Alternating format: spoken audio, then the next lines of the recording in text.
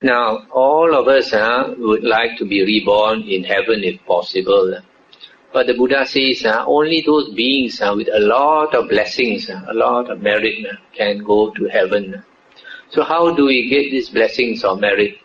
The Buddha says there is this formula. It's called Dana, Sila, Bhavana. Dana is charity, generosity.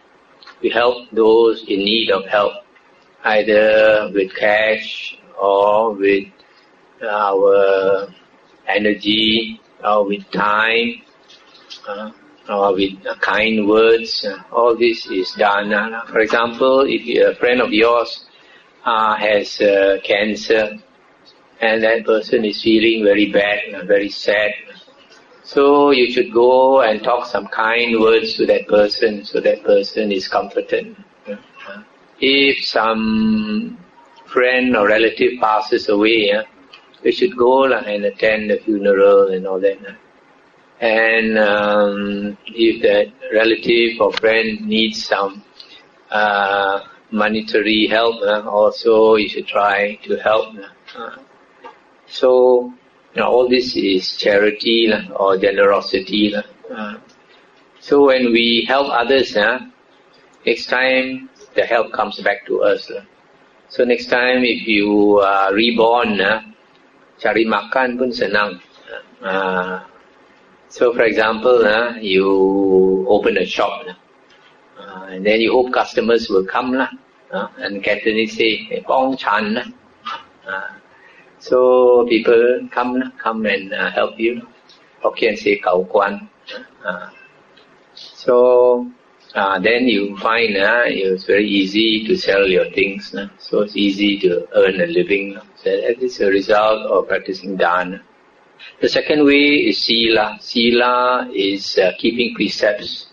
The aim of keeping precepts is not to harm other beings. Because when we keep precepts, we refrain from killing.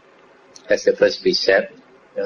Normally, lay Buddhists have to keep 5 precepts. If you consider yourself a Buddhist, you should keep the 5 precepts every day.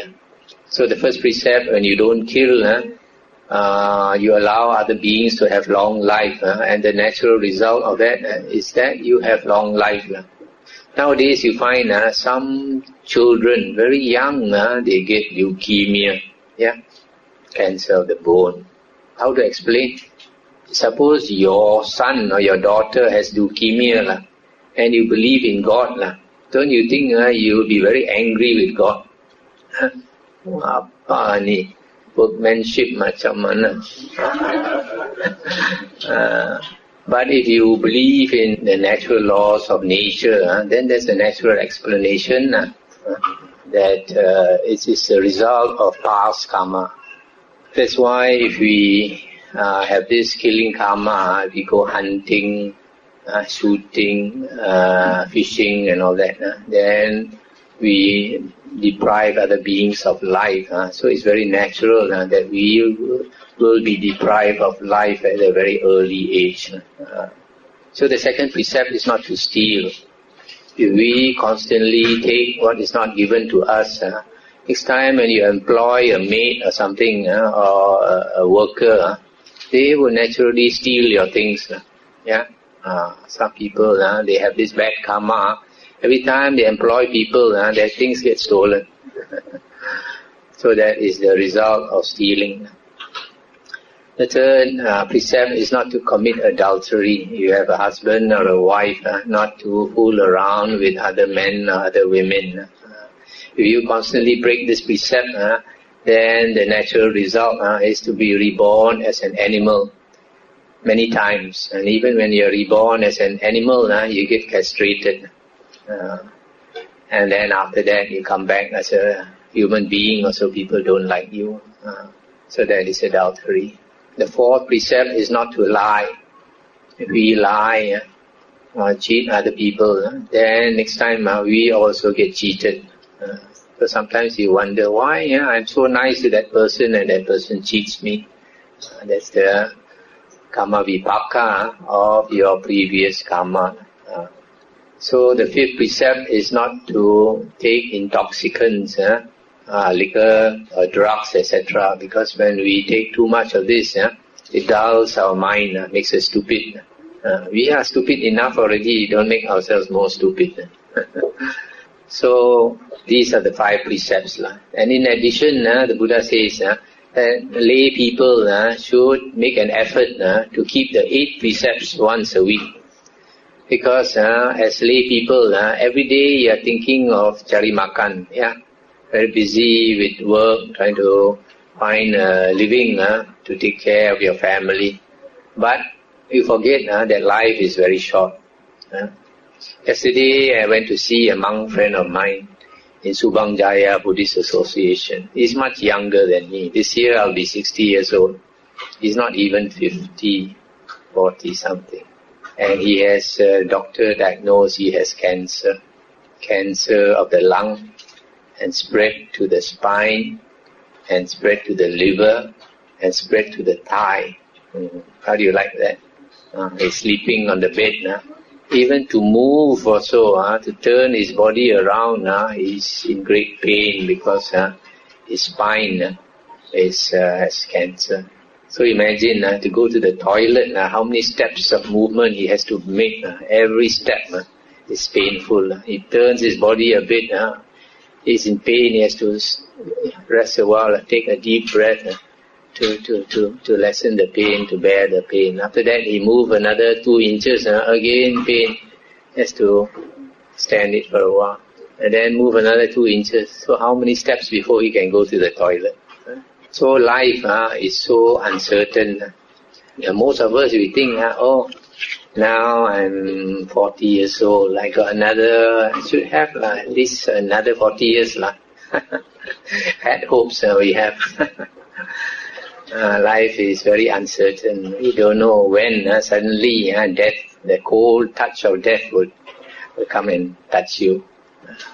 So don't make long plans. The Buddha said, life is uncertain, but death is certain.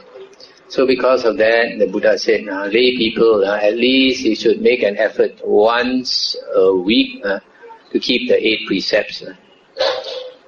If you can, come to the Buddhist society or the monastery to practice. Because when you practice together, it's more convenient, easier to practice together. When you meditate on your own, in your room, especially on your bed, after a while, you'll be doing sleeping meditation, So, if we practice together, everybody is sitting together, then you think, everybody looking at me, I'm sitting in front, I better sit more straight. People sit 1 hour, you also have to sit 1 hour. You cannot go and lie down, So, if you want to progress, it's better to practice together. So the Buddha says that if you put aside 1 day to keep the 8 precepts once a week, then you are cultivating like a monk or a nun. So this is very meritorious. Of all the various things that we can do, cultivating ourselves, when you cultivate yourself, actually what are you doing? You are trying to control your mind, because this mind is like a monkey. It is a source of great suffering because it is undisciplined. Buddha says an undisciplined mind is a source of great suffering. The disciplined mind is a source of great joy and happiness. So one way is to discipline our mind. The other way in cultivation is to keep the precepts, to refrain from harming others. Another thing you do in cultivation is to listen to the Dhamma, so they have more wisdom. A lot of things that you should know, you don't know. Common sense is not so common, A lot of people don't have common sense. Ringgit they have. So this is Sila. So if you keep the 8 precepts, the Buddha says this merit can bring you to heaven. And when you go to heaven, to enjoy life for a very, very long time, millions and millions of years. So long and so happy. The Buddha says, even if you become a king in this world, if you become a king of the whole of India, or even if you become a king of the whole world, that happiness is nothing at all compared to the happiness of a heavenly being. So it's worth the effort. You make once a week, you keep the 8 precepts, and every day you keep the 5 precepts. So this dana and sila, generosity and moral conduct is basic for a human being. If you don't practice these 2 things, lu biao chô lặng,識做人.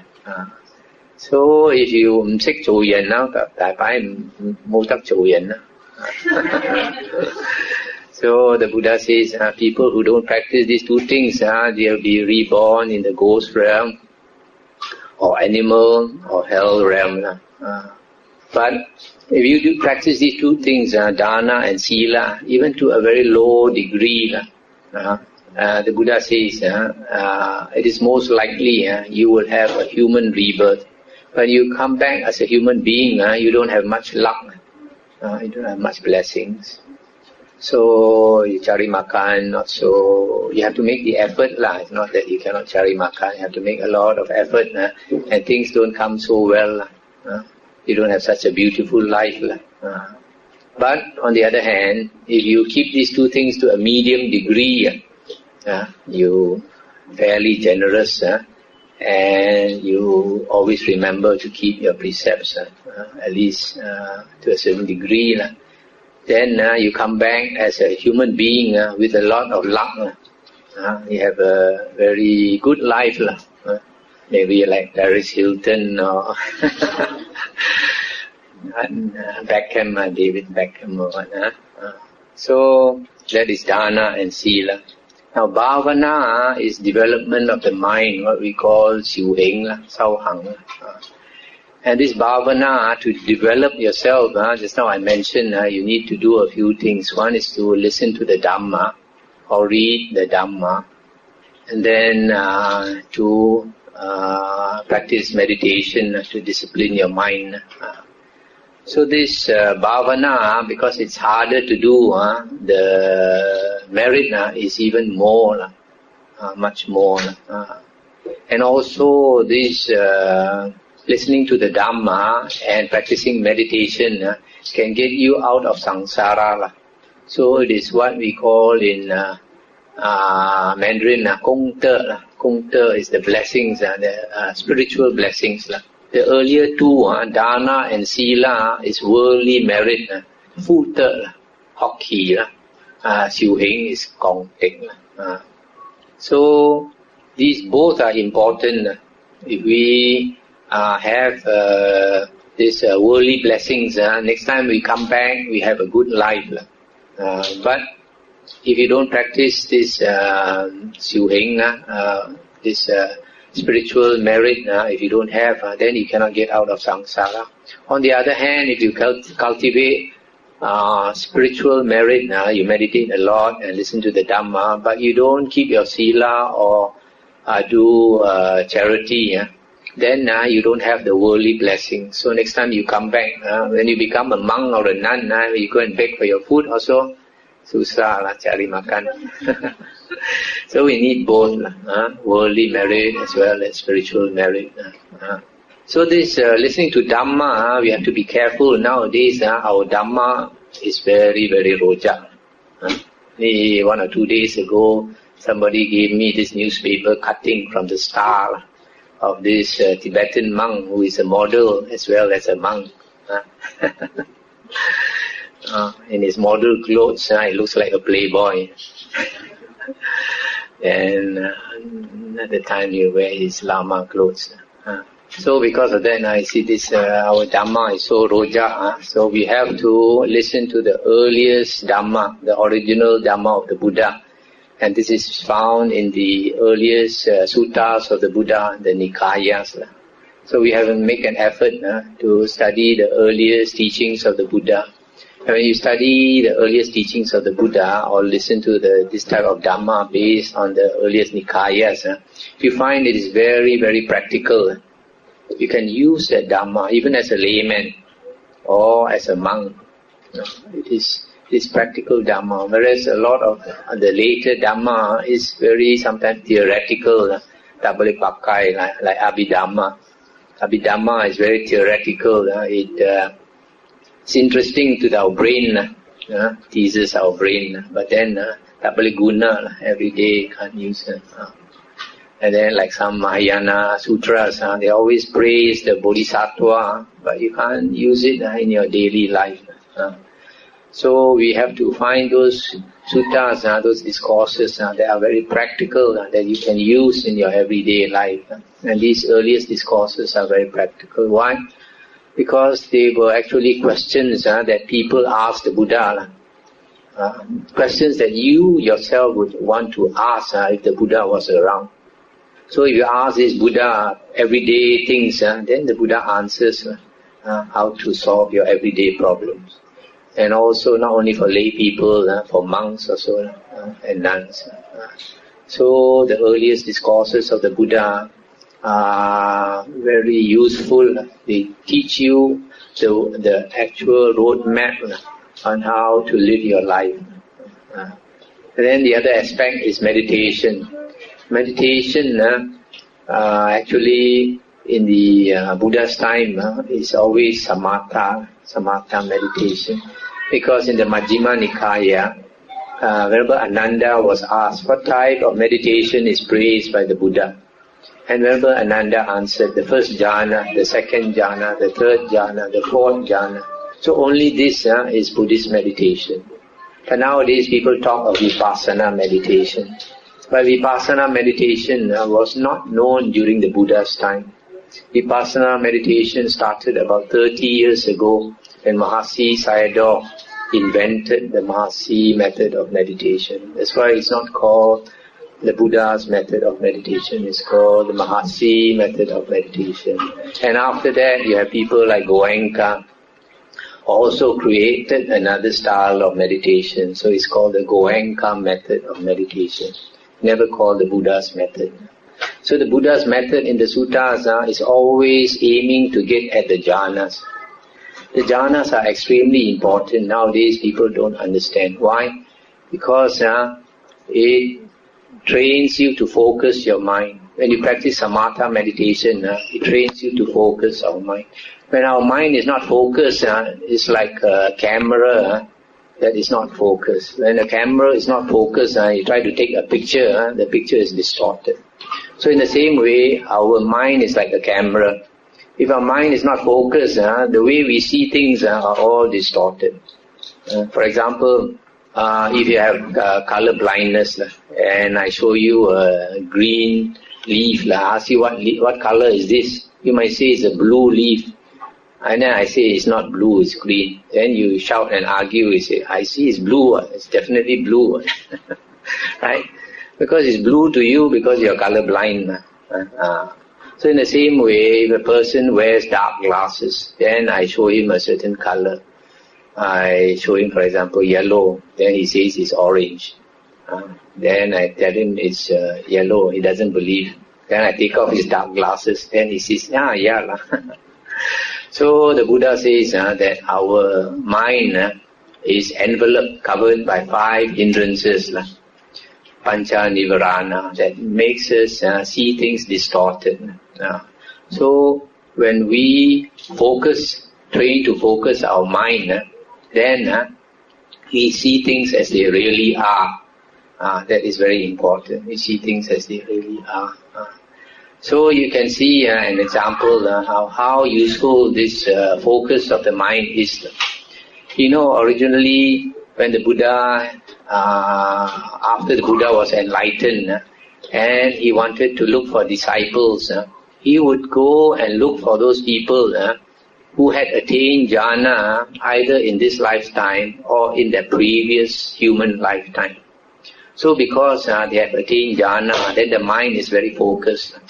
Then the Buddha went to these people and preached the Dhamma to them and they could become arahants. For example, the Buddha went to a group of jatilas, matted hair ascetics, who had wrong view, who prayed to fire and bathed themselves in the river in the early morning and at night to wash away their sins.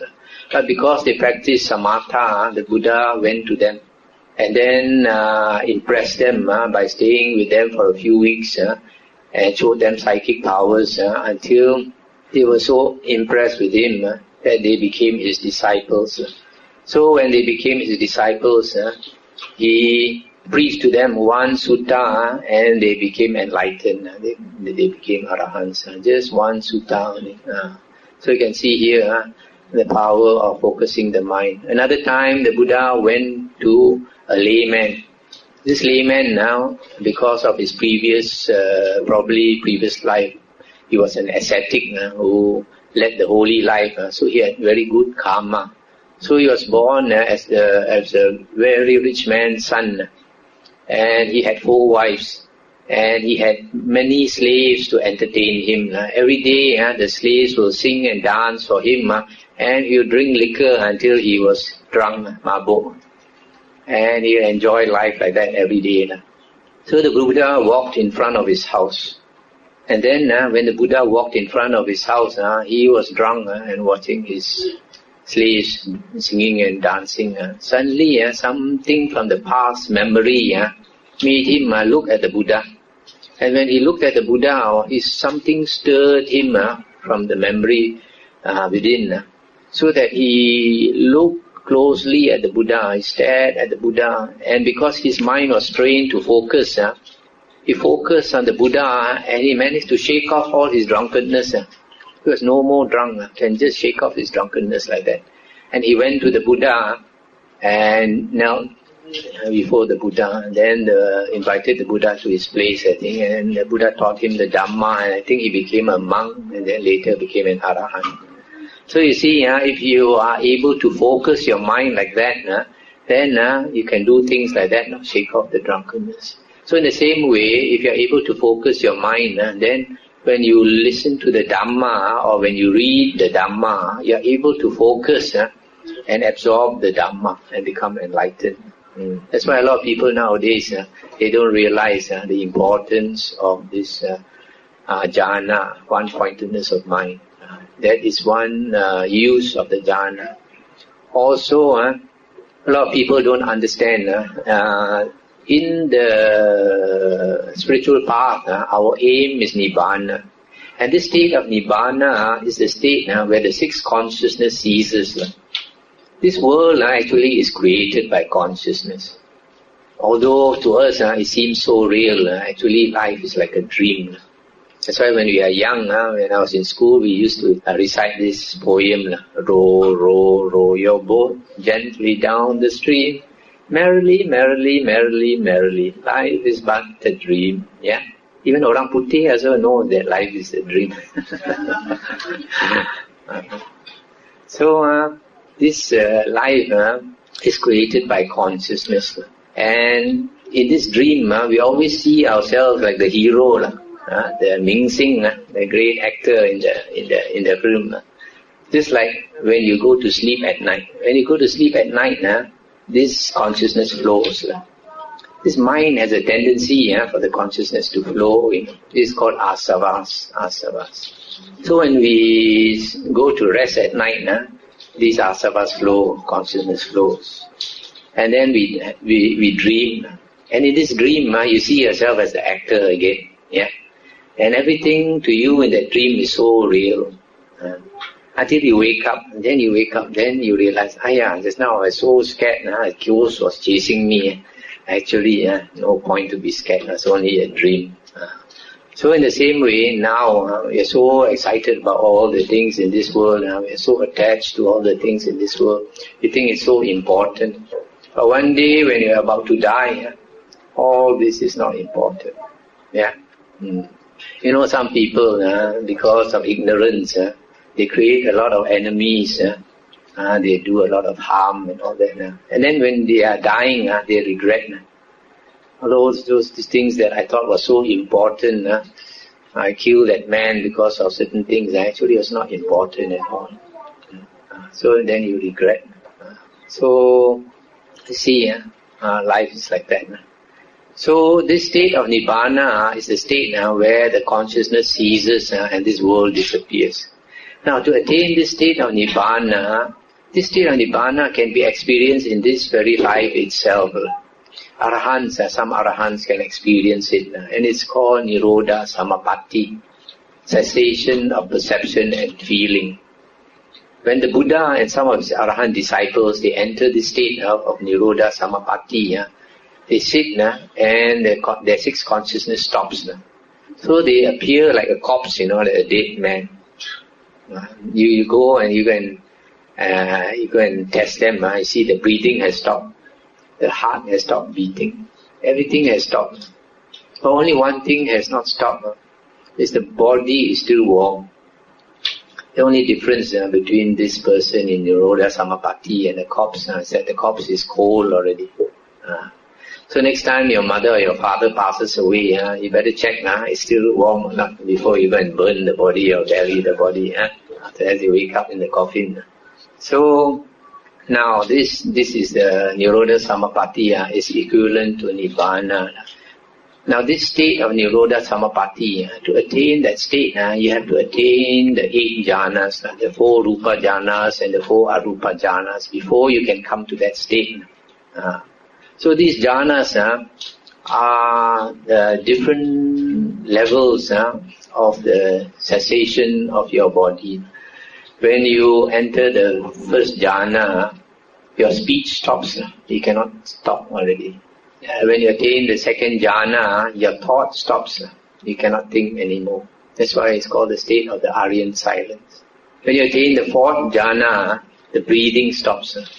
So when you attain the Arupa jhanas, your mind expands and expands. And then it gets stiller and stiller and stiller. When you attain the last Arupa jhana, the state of the base of neither perception nor non-perception, your consciousness is like a flame about to go off. Just like a candle becoming like going to die. Sometimes like got flame, sometimes no flame, like that. So that's why it's called the state of neither perception nor non-perception. Sometimes you have perception, sometimes you have no perception, like that. The consciousness is about to stop. So beyond that is Nirodha Samapatti, the consciousness stops entirely. So you see, to attain the state of Nibbana or Nirodha Samapatti, you have to go through the jhanas. That's why in the suttas, the Buddha calls the jhanas the footsteps of the Buddha. Footsteps of the Buddha. So to attain cessation or to attain this Nibbana is impossible without jhanas. But nowadays they teach that you practice Vipassana meditation is enough. You can attain Arahanthood, you can attain Nibbana. In the suttas, the Buddha says that is impossible.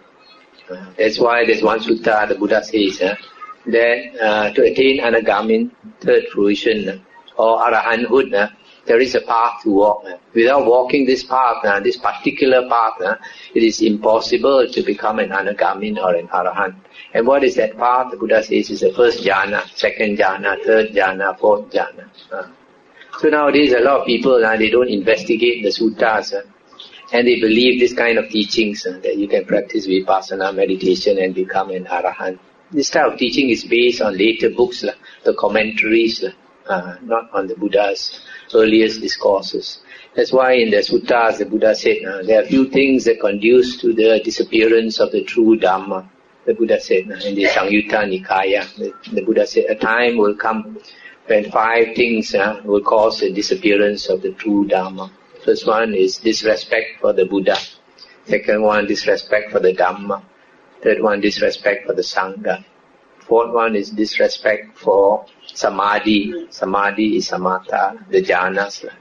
People belittle the jhanas, saying jhanas are not necessary.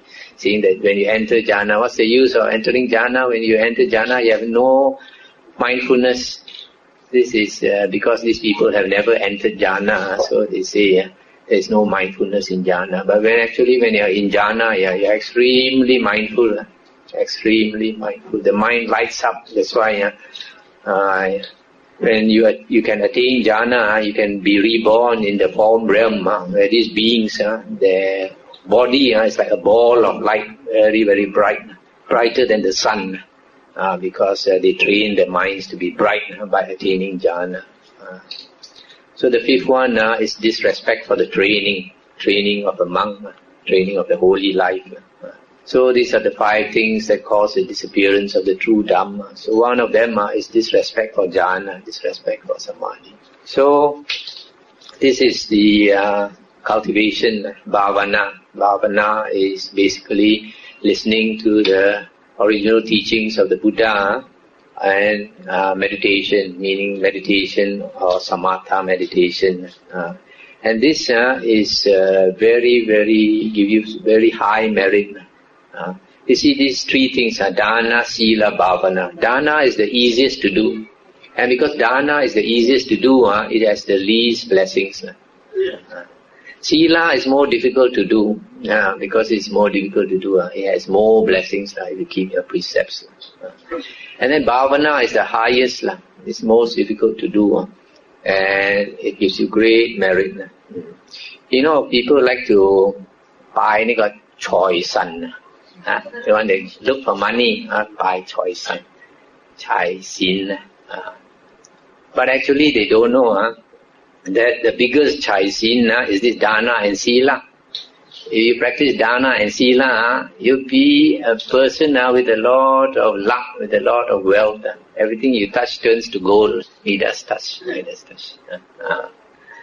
So it's just like the tangkai. Nowadays, in Thailand, people are crazy over the chatukam. The round tangkai. You go to Bangkok, you find most of the men wearing the chatukam. They buy it for a few hundred ringgit. But the chatukam, the outside thing, it can break. The inside the chatukam is this one, dana and sila. This is the best tangkai. It cannot break one. Can even bring to your next life. So you really want these blessings. You do these 2 things, dana and sila. This bhavana, sauhang, siuheng, cultivation of the holy life is the highest merit. It can even eliminate very heavy karma. You see, like this Angulimala, the bandit, he killed hundreds of people. This type of person is definitely bound to go to hell. But because he practiced so hard, he became an arahant. And then he does not have to repay the karma. Even if you don't practice so hard, you become a sotapanna, first stage, arya. And then also you don't have to be reborn in the ghost realm or animal realm or hell. You don't have to pay such heavy karma. You see, to become an arahant is very, very difficult. Or anagamin also very difficult. But sotapanna is not so difficult, just listen to the Dhamma more, you can become a sotapanna. So, you see here, the benefit of listening to the Dhamma and meditation is so high. That's why it's worth your effort. People like to buy share. They think a little investment can give you a big return. This one much bigger. So these are the few things you have to do if you want to go to heaven. Practice charity or generosity. Uphold your moral conduct by keeping the precepts, listening to the earliest teachings of the Buddha, and practicing samatha meditation to focus your mind.